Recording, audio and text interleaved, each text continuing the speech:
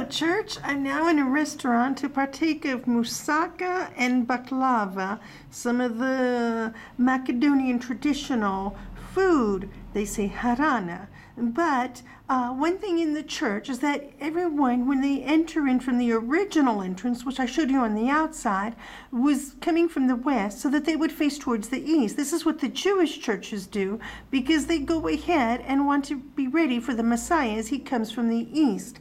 And that some Christian churches have their congregation facing towards the east also in preparation for when Jesus returns, as that flash, that twinkling of an eye, that bolt of lightning, that quickness from heaven as he appears with his army.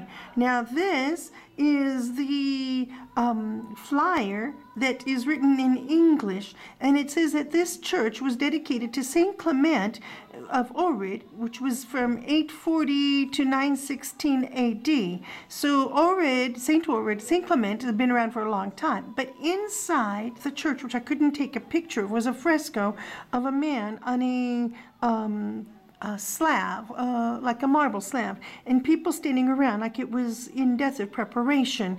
And I asked who that was, and they said they weren't sure. But according to this, it says that the bones of Clement had been kept inside this church.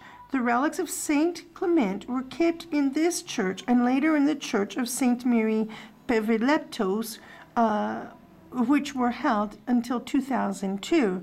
And so this church had been built in the 14th century. It says was erected by Reverend Stephen in 1378. Well, then that wouldn't make sense. He couldn't go ahead and have the bones in this church of St. Clement and then also be started in 1378. So that's why it says it's a legend. But this is the only church that you just saw that was dedicated to St. Clement of Ohrid. That is one thing that stands for sure. But that area is very old, as when Paul walked around, that it was a popular area and that he definitely had walked up that street area, maybe not the exact cobblestones, but it was similar. It talks about the frescoes preserved in the lower parts, which she discussed, and then I just told you about the one that was above the door entrance that was of the grave, okay?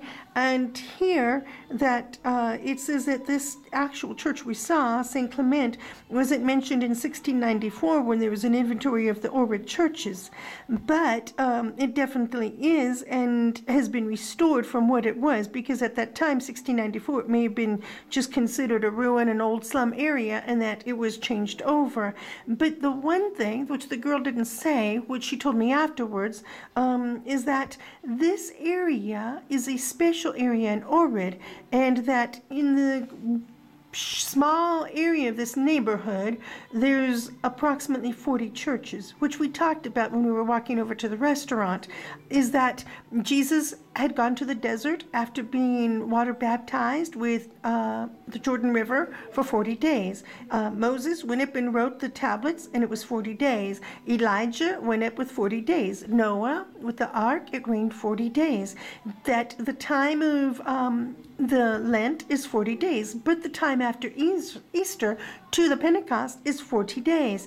So the number 40 is very special. Like number 7 means perfection, number 10 is completion. That the number 40 is special in Christian circles. I myself have fasted for 40 days.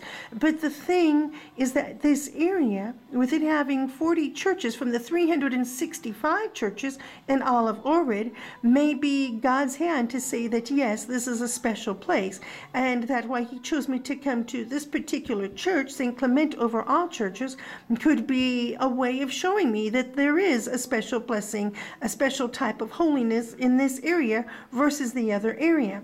Well, I'm going to go for now, and I'll turn on the camera when I get back over to the city, unless something interesting takes place, because I have only 22 minutes left on the